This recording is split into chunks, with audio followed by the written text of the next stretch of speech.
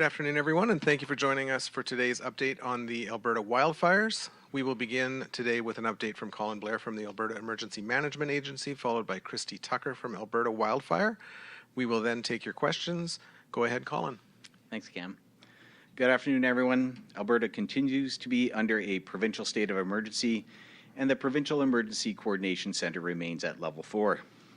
In addition to the provincial state of emergency, there are 20 states of local emergency, as well as 5 band council resolutions, and 15 evacuation orders are in place.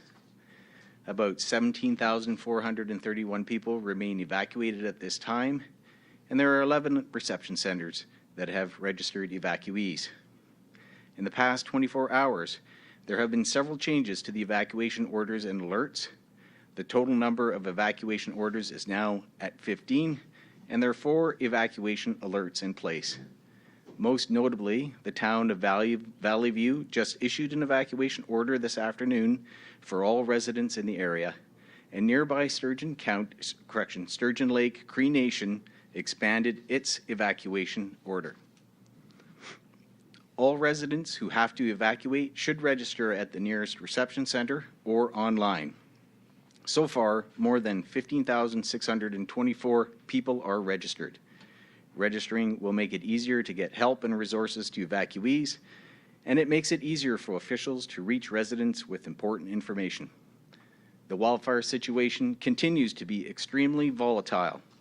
Hot and dry conditions throughout much of the province are creating the perfect storm for fires to start and grow quickly, which poses a significant and unpredictable threat to many communities. It's crucial that all Albertans pay close attention to the fire bans that are in place throughout most of the province.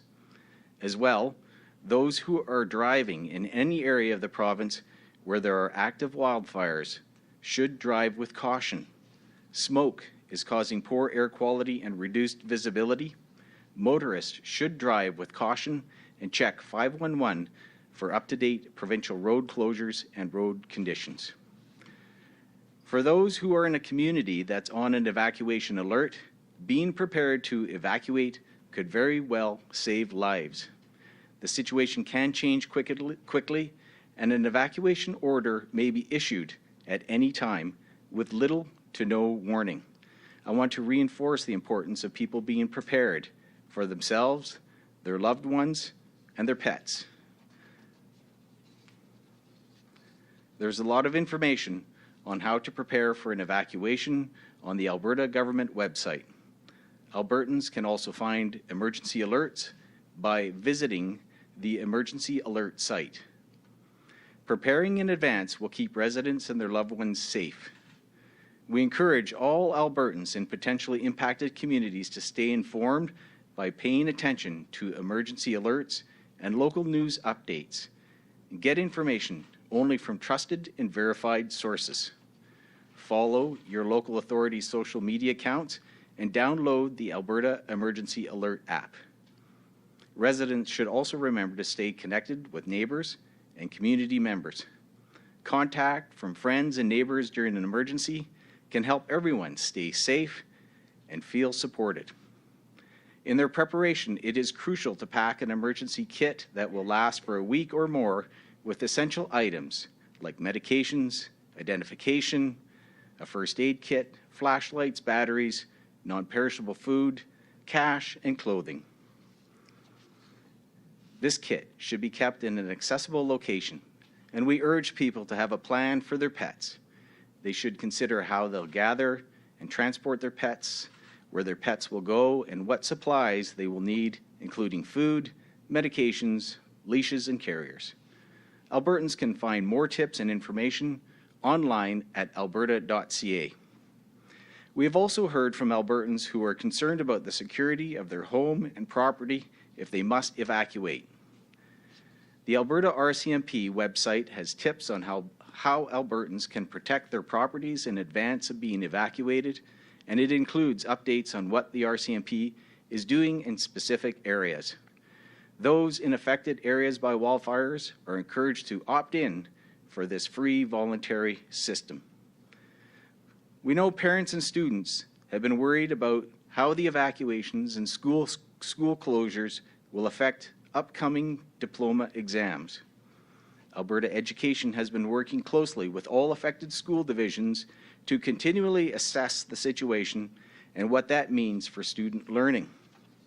A decision has been made to automatically exempt students affected by wildfire evacuations from writing diploma exams if they have been displaced from school for 10 days or more. I'll say that again. If they have been displaced from school for 10 or more school days. This means that a student who has been displaced from a school as a result of the wildfire for 10 or more school days is automatically exempted from writing their diploma exams this June and not have it count against their final grades. Students can choose to write the diploma in a different community in June or can choose to write the exam in August if they don't want the exemption. By providing options, we are giving flexibility to students and parents who are facing pressure as the evacuations continue.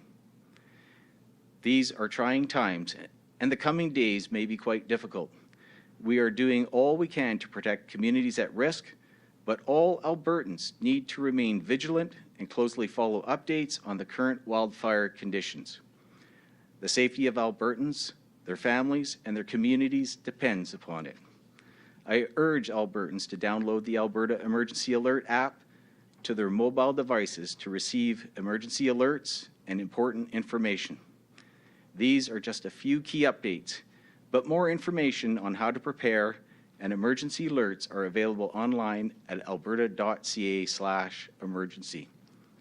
We continue to work closely with local officials and responders in all affected communities to get personnel, resources, and equipment where they are needed. Finally, I want to remind evacuees that we do have a nightly telephone town hall they can join. The call begins at 7:30 p.m. and provide a great opportunity for evacuees to get the information they need. They can join the town hall by calling 1-833-380-0691.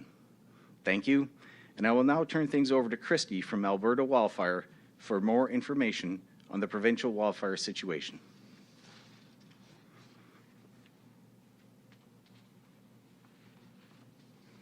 Thank you, Colin. There are currently 90 wildfires in the forest protection area of Alberta. 23 of those wildfires are out of control. So far this year, we've responded to 465 wildfires burning nearly 532,000 hectares. You can always get up-to-date numbers as things change by accessing our interactive map on the Alberta Wildfire status page. Well, the weekend was a challenging one for firefighters, and many Albertans may have observed more smoke in the air from active wildfires. Smoke can impact visibility, making it difficult to assess wildfires. And the wind is expected to change today, which could lead to unpredictable wildfire behavior. It could also affect the movement and intensity of wildfires. Winds are expected to shift from the southeast to the northwest with gusts of up to 50 kilometers an hour. Combined with the heat and dryness, this will cause dangerous conditions for our firefighters on the ground. We are watching conditions closely as they can change very quickly with hourly reports on the progress of the weather. Tomorrow, strong northerly winds and gusts are expected to continue with little precipitation expected. But we have 900 firefighters and support staff joining more than 1,600 from Alberta Wildfire for a combined total of 2,500 people battling wildfires in Alberta. And that's not to mention the many more municipal and county firefighters who are working to protect their communities. Again, this is not the time for complacency. All Albertans need to remain vigilant to the threat of wildfires, even in those areas with a lower wildfire activity. Under these conditions, a wildfire can start and spread easily anywhere in the province. Thank you. Thank you, Christy. We will begin with questions here in the room and then move to the phones. Please be sure to state your name and outlet. You'll have one question and one follow-up. Please note that we do have Kindy Joseph here from Alberta Education to answer any questions related to diploma exams. Are there any questions here in the room? Okay, we'll move to the phones. Operator, can you put forward the first question, please? Thank you. Sarah Comadina, Global News. Hello, thank you for taking my question. This is for Christy. I am just wanting to know, the situation that you just described sounds very bleak. Just how much worse can it get in Alberta when it comes to wildfires? We have already seen extraordinary conditions so far this month, which has led to some of the extreme wildfire behavior that we've seen in the last 2 weeks. We have a drying trend. People have talked about the heat event going on in the province right now, and that means some of the larger fuels can dry out even further. So certainly we are not out of the woods. I don't believe the worst is behind us. We need to be prepared and ensure that our resources are best placed where that fire danger is going to be most extreme. Follow-up question? Yes. How different is this fight to multiple fires instead of one big fire like in Fort McMurray or Slave Lake? Well, certainly there was a draw on resources to different priority areas. Our number one priority is and always has been preserving human life and our communities. And we need to ensure that that resources are being called in from outside. We're getting a lot of extra assistance, as I mentioned, from outside the province as well as from military forces here, and ensure that we have those resources placed in a variety of positions around the province. So it is a little, certainly a large, challenging wildfire will challenge any agency, and multiple challenging wildfires is a draw on many resources. So they are spreading out throughout the province, but we have been taking strategic steps to group wildfires together to allow us more efficient firefighting process and tackle multiple wildfires in the same by the same team. So we have taken steps to meet the challenge, but certainly having multiple wildfires is a difficult situation for any agency. Thanks, Christy. Operator, can you put forward the next reporter?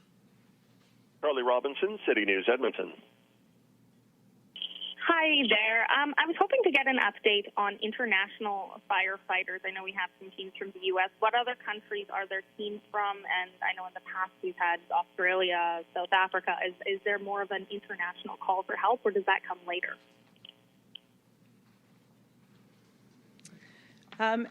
We do have firefighters with us now from British Columbia, Quebec, Ontario, Yukon, New Brunswick, Nova Scotia, many as well joining us from the United States, Oregon, Alaska, Washington, Montana. We have partners from Parks Canada who have assisted with firefighters, and of course members of the Canadian Armed Forces as well. So we do have a significant number of additional firefighters and extra resources here in the province at the moment. We do have the ability through our interagency forest fire center to request help from further afield as well, and certainly that is an option when going out to additional partners. We have worked with firefighters from Australia, from Mexico in the past, and from South Africa. So certainly the requests, as the requests come in, that will be assessed by the experts at the Canadian Interagency Forest Fire Center and discussed by other agencies across Canada as to the availability of resources. Thanks, Christy. Follow-up question? Yeah, I was just wondering as well with the military, if they are still deployed on the fires we were talking about on Friday, or if they've had to be pulled back because of changing conditions and different training levels. Where are they currently being deployed?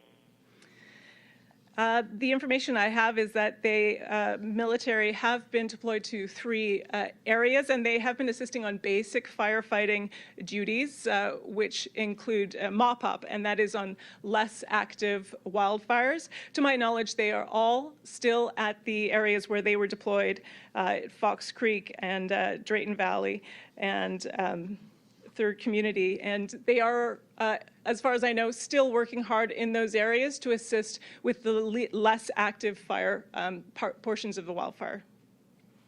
Thank you, Christy. Operator, can you put through the next reporter? Terry Tate, Globe and Mail. Hi, thanks for taking my question. This weekend we saw the Grand Prairie County Fire Chief discuss an incident with a volunteer dozer putting firefighters' lives a little bit in danger. Have you had further trouble with people trying to volunteer to protect communities or their home area, that type of thing?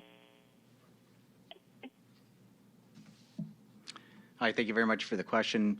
Not that I'm aware of. I think we've just had that one incident that has come out, and I'm very appreciative of the mayor and the fire chief coming out and expressing how concerning that is. I'm hoping that everybody is hearing the message loud and clear that these are coordinated efforts. Life safety is number one. It's our first priority, and the responders require a coordinated approach. So, we urge everybody to look to the local authorities to make sure that they're not doing anything in isolation, and that the coordination occurs at the local area. Thanks. Do you have a follow-up question, Carrie? Yeah, thank you. Related to that, is there a role for volunteers to be out there actively fighting fires?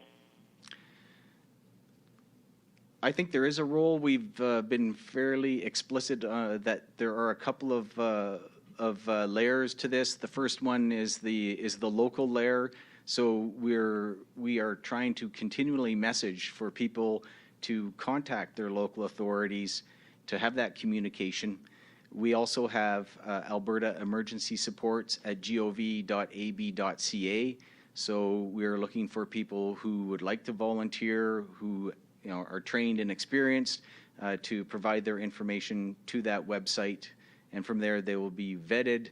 They will be passed on to the appropriate expert at a department level. And what we're doing is we want the local authorities to have control of the situation. So we're not pushing resources to them. It's very much a pull approach where the Emergency Operations Center, the Incident Command Posts are working with the Provincial Emergency Coordination Center on resource requests. Thank you, Colin. Operator, can you put through the next reporter? Thank you, Bill Fortier, CTV.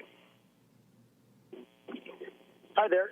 Question on the Valley View fire. Can you elaborate a little bit, probably for Christy Tucker, on what prompted the evacuation this afternoon? What fire is threatening Valley View? How close is it, and how real is the threat for that community right now? I'll let Colin touch on the evacuation order today, but I certainly address the condition of the fire. I believe that fire threatening the area was the Sturgeon Lake complex, and that is a complex built of two wildfires, a combined hectares of about 5,000. They are both out of control, and it has shown some activity. We have seen extreme wildfire behavior on that complex, and one of the fires has moved beyond its fire guard. And certainly I believe the change in the wind direction would be a factor that the municipality would be considering when they are making these decisions. Will we provide them as much information as they possibly can in order to make that decision to keep their community safe? Colin?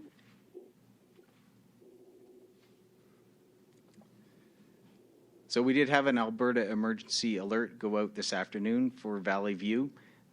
I would suggest that people go to the alert webpage to have a look at the details. We have asked people to evacuate to the town of Whitecourt. So please refer to alberta.ca/emergency to get the details, and our emergency alert website to get the address of the reception center. Do you have a follow-up question, Bill? Yeah, quick follow-up. You mentioned 2,500 total staff on these fires now. Can you tell us, as of today, how many firefighters, both domestic and or from Alberta and outside of Alberta, are working on the fires? Excuse me. Yes, absolutely. We have combined 900 from outside of Alberta who are assisting us, and that includes members of the Canadian Armed Forces, and it includes support staff as well as firefighters, and 1,600 from Alberta Wildfire. Operator, can you put through the next reporter? Sarah Comedina, Global News. Hi again. You mentioned how dangerous it is right now for firefighters on the ground trying to get ahead of this situation. How do you mitigate that and still, try to get these fires under control when it is this dangerous? Certainly the health and safety of our firefighters is something that all wildfire management personnel are keeping in mind. We need to keep our people safe. And when we see extreme wildfire behavior, as you can under gusting winds and very hot and dry temperatures, you have to adjust your tactics on how you will fight a fire. And sometimes those mean more indirect attack.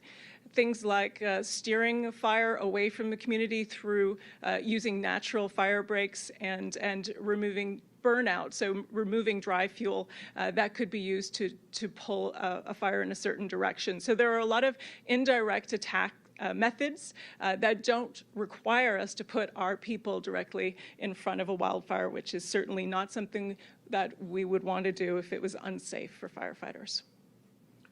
Sarah, do you have a follow-up question? I do. I just have two more questions. One is with Valley View when it comes, because I know there was evacuees that went there, and then there was that situation where the Valley View Agricultural Center Society took in the animals, and so they're, I'm assuming right now, trying to also move pets. I'm just wondering logistically, like how that could be done. I know that might be difficult to answer from your end, but just when you get that evacuation order to leave right away, like how does that work? Hi, Sarah. I don't have the specific details as to what has happened in Valley View. We have been communicating for people that are in these areas to be prepared. So I think if you're looking for specific details, we can follow up afterwards. Okay, thanks. Sarah, I'm sorry, we have to move on to the next caller. We only have time for one follow from each reporter. Can you put through the next reporter, operator?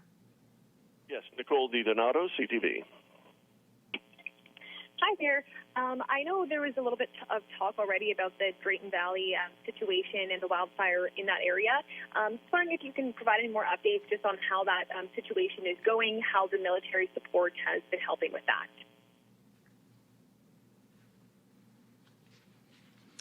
Thank you. Yes. This is a mutual aid fire that we're assisting the county with, RCU 005. It is currently nearly 5,000 hectares in size. It's still classified as out of control, but we have seen a variety of wildfire activity on this fire, ranging between low to high on the inside of the perimeter of the fire. We do have firefighters, helicopters, and heavy equipment working on the fire, and air tankers available when appropriate. There's folks working on assisting to protect structures, and the county has additional resources. We have completed infrared scanning, looking for hotspots, and that's those areas of inside the perimeter of the fire that are flaring up or showing more activity, and gives us an idea where to focus on in the fire. Thank you, Christy. Thanks. Follow-up question? Yes, thank you for that. So I guess on the other note, a little bit of a two-parter, but just wondering if there's any update on the amount of homes that have been damaged by this or destroyed. And I guess on that note as well, just any update on the evacuation order, when that might be lifted. I know we heard it could be later this week, but yeah, just kind of hoping for some updates on that as well. So with respect to specific numbers about impacts, this is part of the reentry process for Drayton Valley. We are not going to be providing that information until Drayton Valley is prepared to do so. The intent is that they would be reaching out to anybody who's had a home or business that has been damaged or destroyed by the fire. I think, as you heard from Christy, the local fire is still out of control. This is the most significant criteria for any reentry, because there is no predictability on that fire. it's going to have to be in a state where it is being held or under control before they can move to other considerations as part of that reentry plan. And that may include things such as the state of water, wastewater facilities, their power, gas, as well as other things such as health facilities and potentially even some of the local businesses. So what I would recommend is you need to be patient. When the town is ready, they will come out with a reentry plan to provide the approach that they will use to get the people back in. Thank you, Colin. Operator, can you put through the next reporter? Joël Bouchard, Radio-Canada. Hi, my question is about the diploma exams exemption. I just want to make sure I understood that completely. So do you mind repeating that statement? We'll have Kindy Joseph from Alberta Education answer that question. Thank you for the question. What I can share at this time is that any student that has been out of school for 10 or more instructional days or school days will be exempt automatically from writing the diploma exams in June. That said, there is flexibility around students who may wish to write them, so they could still write them in June or August, should they so choose. But students should be in touch with their school or school authority if they're looking for more information. Thank you, Kindy. Do you have a follow-up question? No, I don't. Thank you. Reporter, operator, can you put through the next reporter, please? Kelly Malone, Canadian Press. Hi, Kelly Malone with the Canadian Press. So for Christy Tucker, you say you don't believe the worst is behind us. With the increasing winds likely causing a dynamic situation, what areas are of most concern, and are there any communities under serious threat if fires change direction? One of the biggest challenges facing firefighters today is the change in wind direction, and that will change where the fire moves and the direction of the head of the fire. So that certainly could change things for some communities. I would refer you to the wildfire status page. You can see the location of some of the fires and where they are in respect to a number of communities. But we are seeing these conditions across the province. There are some parts of the province that are starting out with a little bit higher humidity, and that will potentially lead to a less fire behavior, but certainly the possibility is there across the province, and people need to remain vigilant, particularly when we see gusts of wind in some areas. And we do know that firefighters have been working hard, and we have known about this wind change in advance, and so decisions have been made over the last few days to adjust how and where we're fighting fire, knowing that the head of the fire is going to be changing. Thanks, Christy. Is there a follow-up question? Christy led into my follow-up question. Can you provide a bit more details about how resources have been shifted with this forecast? I don't have exact numbers on where firefighters have been moved, but it is a fluid situation, and certainly that's something we're used to dealing with here in Alberta. Conditions can change quickly. Wind can change quickly, and we are used to dealing with that. We know that we have the resources to move firefighters when we need to in order to ensure that certain areas are well protected.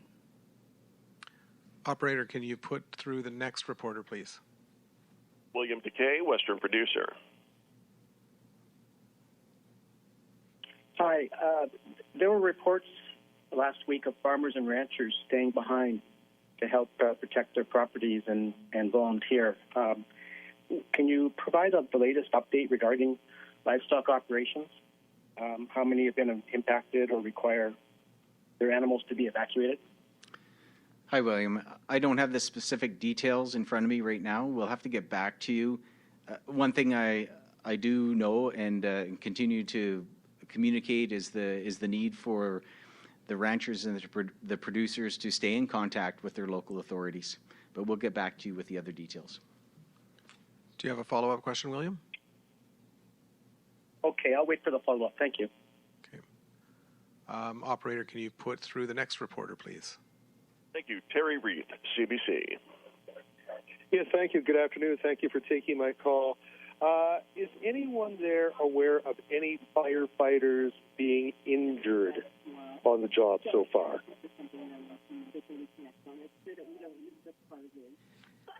I'm sorry, Terry, I don't have any information on that, not to my awareness. Follow-up question, Terry? That's it. Thank you.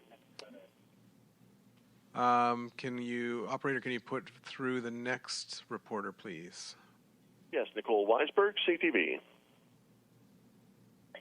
Hi, Christy, I believe you said something about the fire near Valley View jumping the fire break. I just wanted to ask about what that means for the community. Does that mean basically that that fire break is no longer providing protection to that community, and does that mean it's kind of exposed at this point? Thanks, Nicole. A fire break is one tool that we use, and we use it in association with a number of other tools in order to help prevent the spread of a wildfire towards a community. A fire break is not a fail-safe operation from wildfire. It is something that we use as a preventative measure to slow down or stop movement of a fire. The fact that it has moved in one area does not mean that the rest of the fire break that firefighters have been working will not hold. We tend to tie fire breaks to natural barriers and attempt to direct the fire and move it. But sometimes wind can certainly have a significant effect on the movement of a wildfire. And it certainly does not mean that the rest of a fire break or a fire guard is not effective. Nicole, do you have a follow-up question? Yes, I wanted to ask about the call out for volunteer firefighters. I wanted to know whether any volunteer firefighters have actually been utilized at this point. Hi, Nicole. I do not have the answer to that question. We do know we have received a number of requests. It's over 300.